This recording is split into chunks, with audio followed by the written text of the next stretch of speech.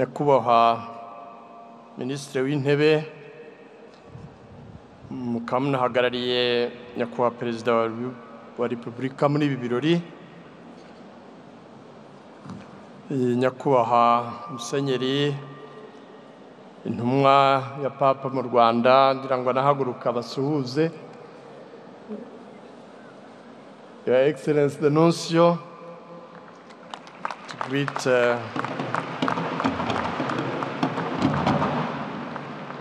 ba nyiricyubahiro b'Episkopi mwaturutse mu bihugu duturanye Tanzania n'u Burundi, ba nyiricyubahiro b'Episkopi dufatanyije ubutumwa mu Rwanda, nyakubahwa Minisitiri w'Ubutegetsi bw'Igihugu ba nyakubahwa Minisitiri mwese, ba nyakubahwa ba senateri n'abadepite,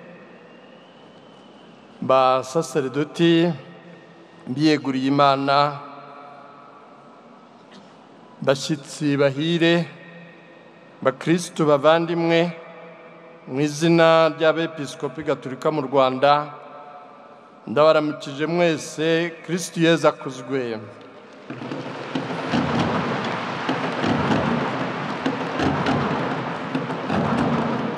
Kandi yubile nziza kuri mwese.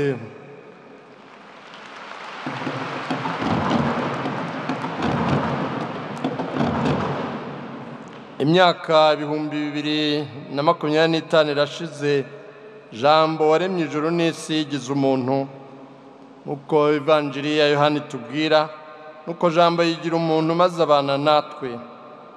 Niryo shingiro ry'ukwemera kwacu.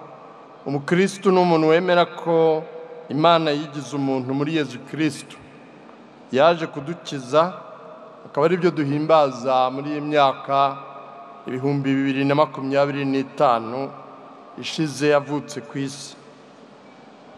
Ivuka rye ryatumye amateka y'isi agira ibice bibiri, mbere y'ivuka rye na nyuma ye. Abantu ntabwo bumvaga Imana ngo bakire inzira y'umukiro, yaje kutwereka urukundo rw'Imana ruhebuje ngo adukize. Abamwakiriye bose yabahaye kuba abana b'Imana, abo ni abemera izina rye.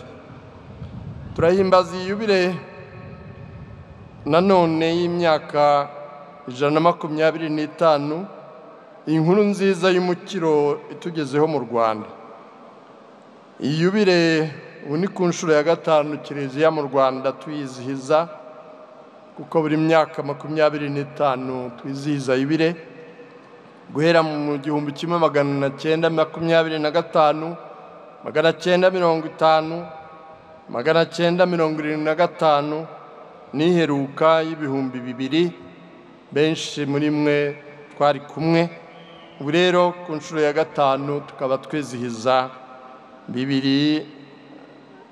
2025.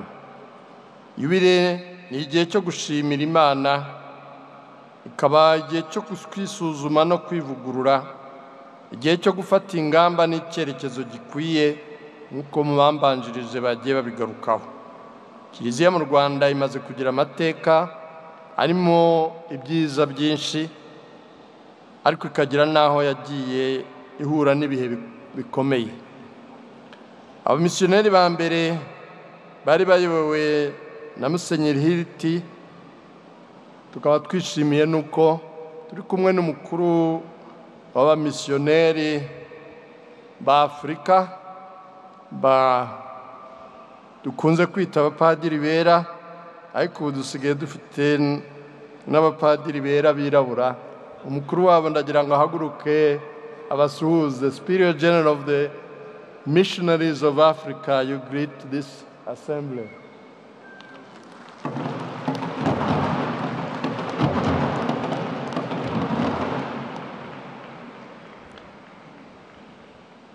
Baje boherejwe na Papa Leo wa 13, ikaba ari mahire. Ubu ngubu turizihiza yubile y'imyaka 125 tuyoboye na nyir'ubutungane Papa Leo wa 14 wahisemo iri zina kugira ngo akomerezaho Papa Leo yarageze mu kwamamaza inkuru nziza no muri iki gihe cyacu. Bahagurukiye Katoke muri Tanzania. Icyo gihe hari muri diocese ya Bukoba. Dufite amahirwe kuba turi kumwe na nyir'icyubahiro umwepiskopi wa diocese ya Bukoba hano na waje kwifatanya natwe. The Bishop of Bukoba, karibuni sana. Icyo gihe yari diocese ya Bukoba, ariko ubu ngubu Katoke ikaba iri muri diocese ya Rurenge Ngara. Tukaba turi kumwe na Musenyeri Severino niwe mugezi umwepiskopi wa diocese ya Rurenge Ngara, aho Musenyeri Hiriti yahagurukiye maze kuvunyisha aza mu Rwanda. Banyura mu Burundi Bujumbura, tukaba twishimiye no kuba turi kumwe n'abepiskopi b'u Burundi. Murumva rero aba bashyitsi bahire ni abantu dusangiye amateka y'iyogezabutumwa muri aka karere kacu. Tukaba twishimiye kuba mwashoboye kuza kwifatanya natwe. Misa ya mbere mu Rwanda yatuwe, igitambo cy'Ukarisiya bwa mbere cyaturiwe Ishangi muri diocese ya Cyangugu. Hari ku itariki ya 20 ukwezi kwa mbere 1900 nibwo umugisha w'igitambo cy'Ukarisiya wageze ku butaka bw'u Rwanda. Ku itariki ya 8 Gashyantare mu 1900 nibwo batangiye misiyoni ya Save, bayiragiza umutima mutagatifu wa Yezu. Nyuma yaho abamisiyoneri bagiye bashinga n'izindi misiyoni. Izaza tariki ya mbere z'ukwa 11 1900 muri uwo mwaka nyine, ku Nyundo 1901, Rwaza 1903, Mibirizi nayo 1903, Kabgayi 1906, Rulindo yacu hano muri Kigali 1909, kimwe na Kansi muri uwo mwaka. Abamisiyoneri bigishaga gatigisimu bagategurira abakristo kubatizwa. Batisimu ya mbere na mbere yabereye Izaza muri diocese ya Kibungo 1902. Izindi 26 ziba kuri Pasika mu 1903. Ari nabwo rero nyuma yaho 1904 Musenyeri Hiriti yohereje abana ba mbere bamaze kubatizwa kujya kwiga i Rubia mu seminari yari amaje gusinga muri diocese ya Bukoba. Turi kumwe n'umwepiskopi wa hano. Nuko nguko rero mu 1917 nyuma y'imyaka 17 gusa mu Rwanda twabonye abasaserdoti ba mbere. Ni amateka akomeye adasanzwe kugira ngo ivanjiri igere ahantu nyuma y'imyaka 17 tube dufite abasaserdoti. Ni umugisha w'Imana, kandi dushimire ubwitange no kureba kure kwa Musenyeri Hiriti. Ababikira ba mbere basezeranye mu 1919, naho abafurere mu 1929. Misiyoni rero zakomeje gushingwa ku buryo muri yubile y'umwaka w'1950 yahimbarijwe Isave Astrida. Hari hamaze gushingwa misiyoni 40. Hari abapadiri b'Abanyarwanda 90. Abakristu babatijwe bari bamaze kugera ku 357,722. umusenyeri wa mbere w'umunyarwanda yabuhawe ku itariki ya 14 z'ukwa kabiri 1952. Musenyeri Aloyizi Bigirumwami wabaye n'umwepiskopi wa mbere mu cyitwaga Afurika Mbirigi, Rwanda, Kongo n'u Burundi.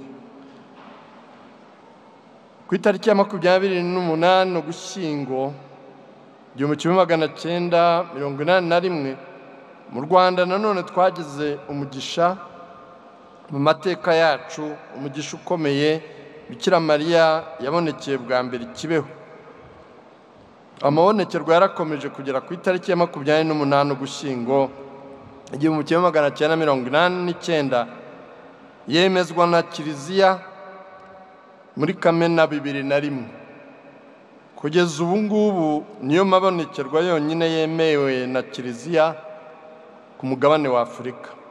Ni umugisha dushimira Imana muri aya mateka ya Kiliziya mu Rwanda. Ubutumwa bwa Bikira Mariya bugaragaza neza ko iyo bwubahirizwa u Rwanda rutari kunyura mu icuraburindi rya Jenoside yakorewe Abatutsi muri 1994.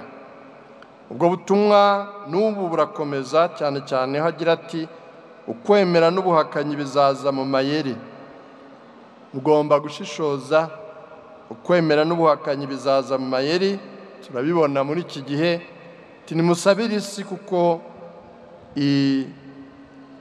kugira ngo ihinduke. Isi yari igometse, imiragana habi. Arongera ati nimwicuze kandi musenge nta buryarya. Musenge nta buryarya. Ubu gusenga kubaka umuntu, kubaka ubuvandimwe, abantu bakabana kivandimwe mu mahoro. Timusabire Kiliziya kuko izahura n'amakuba. Ubu butumwa rero tubuzirikane, tutazongera kugwa habi kandi twaraburiwe. Mu kogeza inkuru nziza abamisiyoneri n'ababasimbuye b'Abanyarwanda ntibahagurukiye kogeza ivanjiri gusa, bitaye no ku bikorwa rusange by'iterambere rya muntu.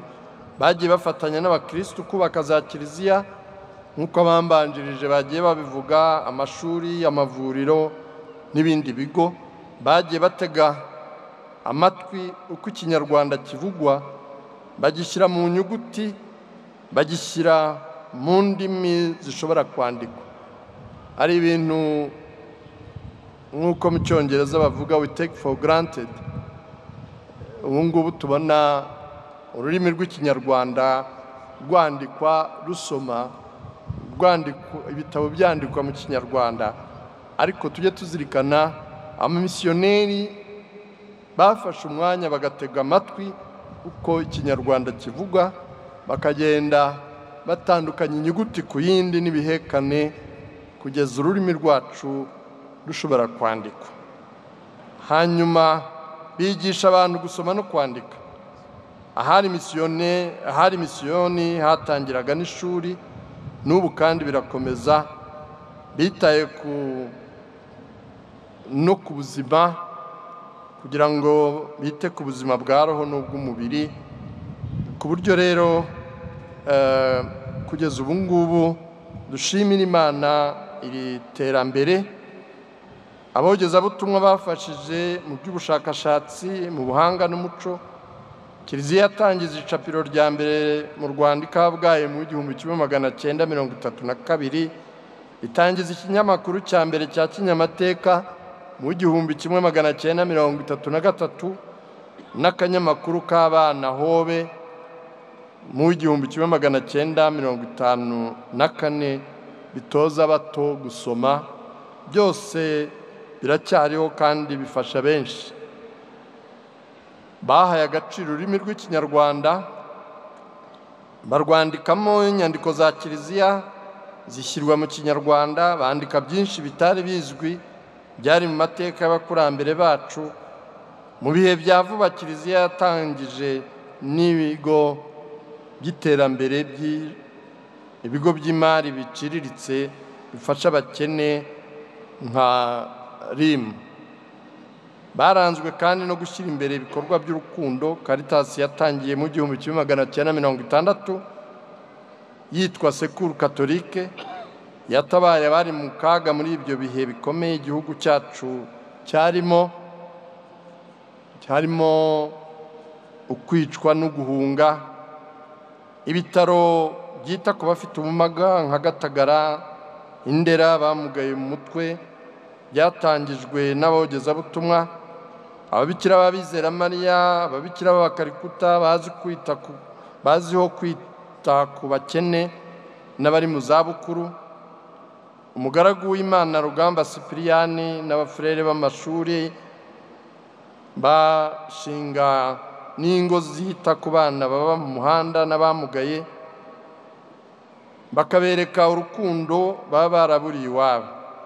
Kiliziya yitaye kuri bose, itarobanuye amoko, ibitsina, imyaka n'ibindi. Bavandimwe rero, nubwo hari ibyiza byinshi dushimira Imana, ariko Kiliziya mu Rwanda yagiye igira n'ibibazo bikomeye. Mu bihe bitandukanye by'amateka hagiye hagaragara mu bana ba Kiliziya ibikorwa n'imyitwarire bihabanye n'ijambo ry'Imana. Wavuze mu izina ry'abigarayiki yabigarutseho, turakomeza kubishimangira kuko bibabaje. Habaye inzangano n'amacakubiri ku byiswe amoko. Ibi byateye ubugizi bwa nabi, ubuhunzi, intambara, ubwicanyi ndengakamere, kugeza no kuri Jenoside yakorewe Abatutsi mu 1994. Ibyo birababaje kandi ni ibyo kugaya no kwamaganwa. Hari abakristu bagendeye muri icyo kigare barahemuka, bagira uruhare mu bwicanyi no muri ibi bikorwa bibi. Abo bose rero dukomeje kubasaba kwicuza, gusaba imbabazi no kwiyunga n'abo bahemukiye, no kuyoboka inzira y'ubwiyunge n'ubudaheranwa Abanyarwanda bose barimo kandi bahamagarirwa. Ariko turashimira Imana ko muri Kiliziya muri ibyo bihe bikomeye habonetsemo n'intwari zitazibagirana zabaye abahamya b'ukwemera aho rukomeye, ndetse hari n'abatanze ubuzima bwabo banga guhemuka. Babaye udutara duto twagiye twaka mu mwijima w'icuraburindi w'icyo gihe. Turasaba abato n'abakuru bagiharanwe n'amacakubiri kuva muri uwo murongo. Kuri uyu munsi turabasabira ingabire yo guhinduka, bakubaka igihugu gifite ejo heza, kugira ngo abana bacu tuzabasigire umurage w'ubuvandimwe n'amahoro. Ubu duhimbaza iyubile rero dushimira Imana yo gucungurwa kwa muntu n'imyaka 125. Hari byinshi dushimira Imana byagiye bigarukwaho. Ubu ngubu za misiyoni paruwase zitwa paruwase ubu ngubu nyuma y'1959 Kiliziya mu Rwanda ishyizwe ku rwego rwo kuva muri vikariya ikaba diyosezi, n'amaparuwase akaba nako za misiyoni zikaba paruwase. Ubu turizihiza iyubile dufite paruwasi 236 ziri muri diyosezi 9, abakristu gatolika babarirwa muri 5,000,000, abapadiri 1,160, abakorera mu madiyosezi n'abakorera mu miryango itandukanye, abiyeguriye Imana b'igitsina gore 3,884, ab'igitsina gabo 445, amashuri abanza 1,758, amashuri yisumbuye 1,052, kaminuza 6, ibigo nderabuzima 107 n'ibitaro 10, ibigo mbonezamikurire 263. Ni ibyiza dushimira Imana kugira ngo kandi ikomeze. Ibyo byose ariko birajyana kubera amateka twanyuzemo no gukomeza gufasha inzira y'ubumwe n'ubwiyunge no kurwanya ingengabitekerezo ya Jenoside. Komisiyo y'Ubutabera n'Amahoro ya Kiliziya ifatanya n'inzego za leta n'Abanyarwanda muri rusange kwiyubaka muri uwo murongo. Caritas ya za Diocese na Caritas Rwanda zigakomeza gufasha mu mavuriro, mu nkambi z'impunzi z'abaza batugana no mu batishoboye. Hari abana benshi bagiye bafashwa mu mashuri bigoranye kuko birababaza iyo umwana w'umuhanga adashobora kwiga kandi ari amahirwe yacu twese y'igihugu ndetse n'isi. Caritas ni umurongo wa Kiliziya ufasha abakene, igakomeza mu bushobozi igenda ishobora kubona kugira ngo bose bashobore kugira amahirwe. Aho hose Kiliziya igerageza kuhaba kuko biri mu butumwa bwayo. Ibere nanone no gutegura imbere. Turacyafite urugendo rurerure mu kubaka ubuvandimwe n'amahoro, nk'uko intego ya Bire ibitwibutsa, kugira ngo dushobore gushyira hamwe twubaka igihugu cyacu mu iterambere. Iterambere rya mbere ni ukubaka ubumuntu n'ubuvandimwe. Ni nawo umusanzu w'umwihariko wa Kiliziya, kuko twarabibonye na n'ubu turabibona hirya no hino. Iterambere rishyize imbere ibintu gusa bidaherekejwe n'umutima wa kivandimwe, abantu bageraho bagacuranwa, bagahemukirana, bakabirwaniramo, n'ibyo bari bagezeho bakabisenya, bagatangira bundi bushya. Niyo mpamvu rero tugomba guherekeza iterambere ryuzuye ry'umuntu ku mutima ndetse no mu bikorwa by'umubiri. Turashaka kwita ku muryango kuko niho byose bishingiye, niho bihera. Umuryango niwo urema umuntu cyangwa se akaba yahagwingirira muri uko kubaka umutima no kumutegurira kuba umuntu wuje ubuvandimwe n'urukundo, ushobora kubana kandi agakorana n'abandi neza. Ikindi ni ukwita ku burezi kugira ngo dutegure ejo hazaza, dutegura abana bashoboye kandi bashobotse. Nibo mizero yacu. Turashimira rero cyane ubufatanye na leta, kuko izi ngingo umuryango n'uburezi ari ibintu twishimira ko bashyize imbere. Tukaba dukomeza kubizeza ubufatanye kugira ngo turusheho kujya mbere no guha icyizere abana bacu b'ejo. Mu gusoza iri jambo sinabura gukomeza kugira icyo mvuga kuri Kiliziya zacu zigifunze. Muri paruwasi ubu dufite paruwasi 24 zigifunze.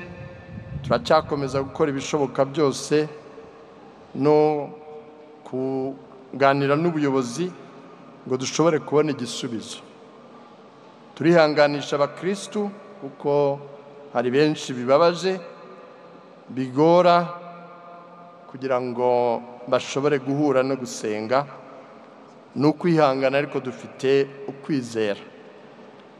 Ndagira ngo nshimire cyane nyakubahwa Minisitiri w'Intebe unahagarariye Perezida muri ibi birori, uko mwaje kwifatanya natwe kandi mutugerezeho indamutso n'ishimwe kuri nyakubahwa Perezida wa Repubulika,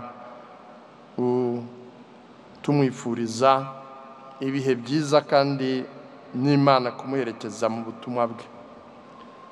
ndashimira nanone abepiskopi baturutse mu bihugu duturanye, nkabashimira ko bazirikanye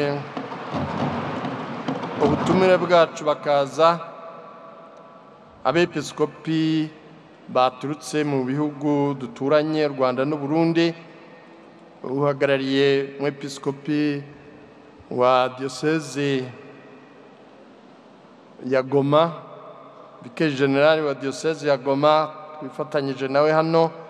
Turashimira cyane Musenyeri Herimani, umwepiskopi wa Innsbruck muri Autriche, waje kwifatanya natwe, kimwe n'umuyobozi wa Mission Autriche, abantu bafatanyabikorwa dufatanya cyane mu gutegura abapadiri b'ejo, n'abantu bakoze urugendo rurerure, dushimira kuba turi kumwe hano. Mwese rero ndagira ngo nsoze mbifuriza kugira yubile nziza, kandi kuri uyu munsi dushimira icyo Imana cyane yaduhaye n'uyu mucyo twari duhangayitse ko imvura ishobora kuturogoya. Imana ishimwe kandi ibahe umugisha mwese, murakoze.